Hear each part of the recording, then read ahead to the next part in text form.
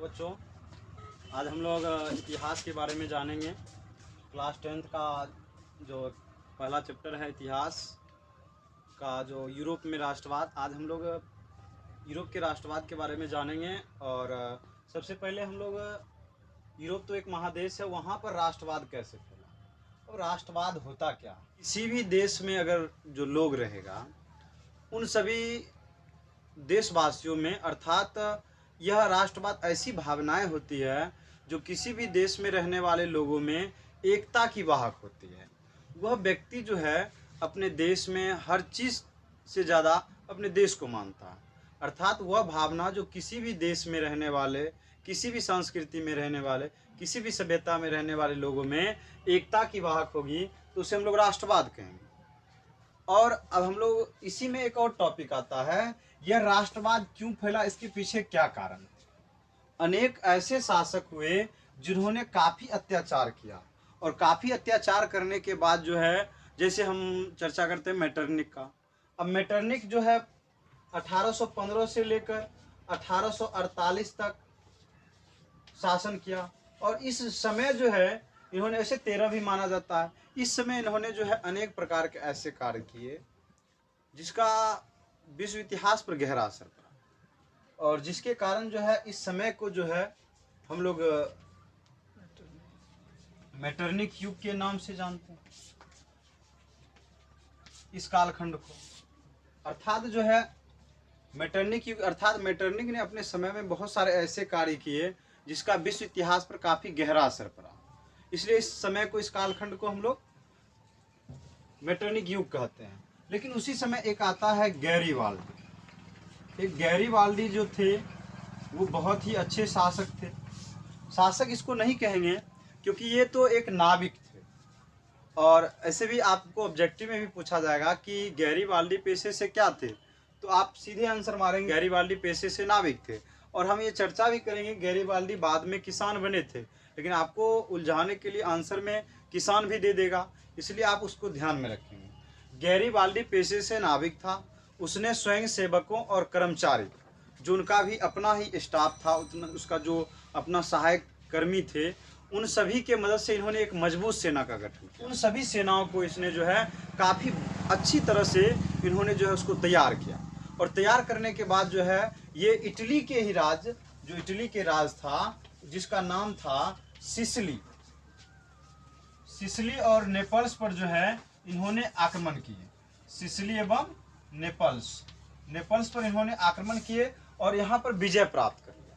और विजय प्राप्त करने के बाद इन्होंने जो है कुछ दिनों के बाद जो है इन्होंने रोम पर भी आक्रमण करने की योजना बनाई थी, जो रोम वहाँ पर किसी के अधीन में था। लेकिन इसी बीच इनकी मुलाकात जो है काउंट काबूर से हो जाता है, जो एक बहुत अच्छा शासक बना। काउंट काबूर से इसकी मुलाकात होती है, तो इन्होंने रोम पर आक्रमण करने की योजना को बंद कर देता है। फिर इसकी ये जो है अपना जो जीता हुआ क्षेत्र था, जो इटली का सिसिली और नेपल्स, यहाँ पर जो है जब ये विजय प्राप्त किए थे, तो विजय प्राप्त करने के बाद उन जीते हुए क्षेत्रों को विक्टर एमेनुअल को सौंप दिए। क्यों सौंपे, तो उन्हें शासन करने के लिए जो है वो सौंप दिए, ताकि जो है विक्टर एमेनुअल इन सभी क्षेत्रों का संचालन करे, और स्वयं गैरीवाल्डी इन राजपाट को त्याग कर खेती करना स्वीकार की। और गैरीवाल्डी जो थे ये अपने देश में राष्ट्रवाद फैलाने में अहम भूमिका निभाए थे। अर्थात ऐसे बहुत सारे शासक हुए जो जीतने के बाद स्वयं राज करना शुरू किए, लेकिन गैरीवाल्डी ने ऐसा नहीं किया। और भारत में जब राष्ट्रवाद हुआ तो गैरीवाल्डी की जो कार्यशैली काफ़ी प्रेरणा स्रोत रही थी। गैरीवाल्डी के बारे में भारत में लाला लाजपत राय ने लिखे थे। इसी तरह एक आता है जिसका नाम हम लोग लेना चाहेंगे, मेजनी। मेजनी जो था ये साहित्यकार थे। मेजनी क्या थे? साहित्यकार। और इसके अलावा जो है ये लोकतांत्रिक देश की स्थापना करना चाहते थे, जिसके कारण ये लोकतांत्रिक का समर्थक थे, और एक तरह से योग्य सेनापति, जितना योग्यता होनी चाहिए एक सेनापति के रूप में, मेजनी के पास वो सभी योग्यता गुण मौजूद था। लेकिन इसमें एक चीज़ था, ये आदर्शवादी अधिक थे और व्यवहारिक गुण इसमें जो है कम था। अर्थात मेजनी में आदर्शवादी गुण अधिक और व्यवहारिक गुण कम था। इन्होंने इटली के एकीकरण का अथक प्रयास किया। अपना पूरा प्रयास लगा दिया। किसने? तो मेजनी ने। इसके लिए उन्होंने जो है 1831 में यंग इटली नामक संस्था की स्थापना किया, जो सक्सेस हो गया। और जब सक्सेस हो गया, इन्होंने 1834 में यंग यूरोप नामक संस्था की स्थापना की।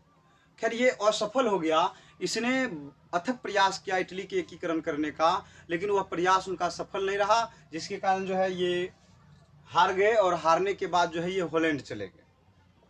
और इसके अलावा भी बहुत सारे ऐसे क्रांति थे जिन्होंने राष्ट्रवाद को फैलाने में, ये सभी काउंट काबूल, गैरीबाल्डी, मेजनी इत्यादि ऐसे उस समय के लोग थे जो राष्ट्रवाद को फैलाने में अहम भूमिका निभाए थे।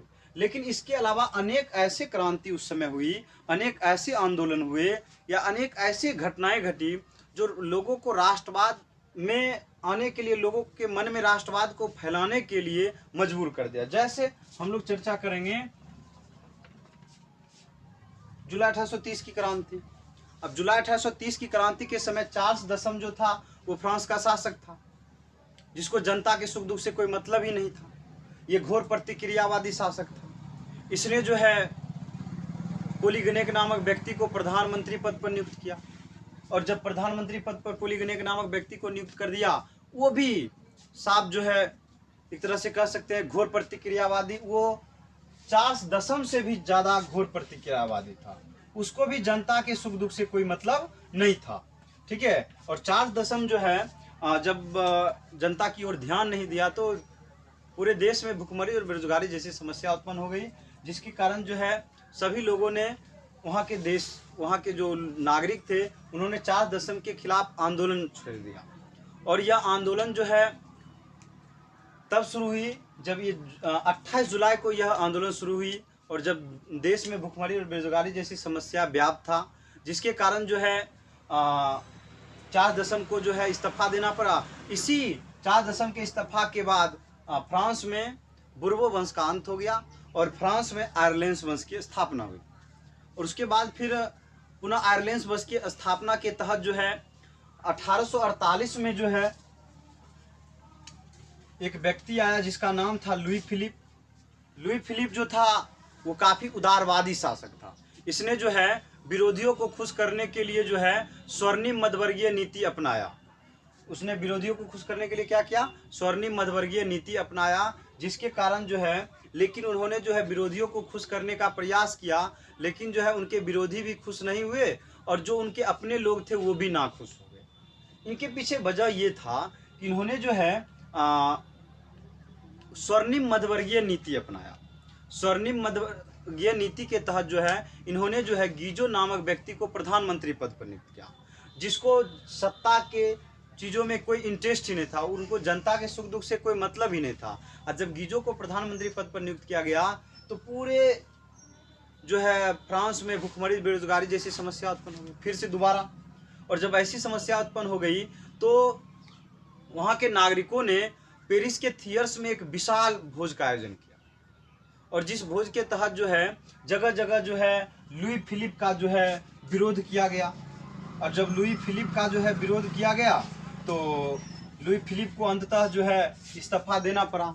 और जब इस्तीफा दिया तो इस क्रांति को 1848 की क्रांति, इसको जुलाई 1830 की क्रांति कहा जाता है। इन सभी कारणों से कारण जो है यूरोप में राष्ट्रवाद फैला।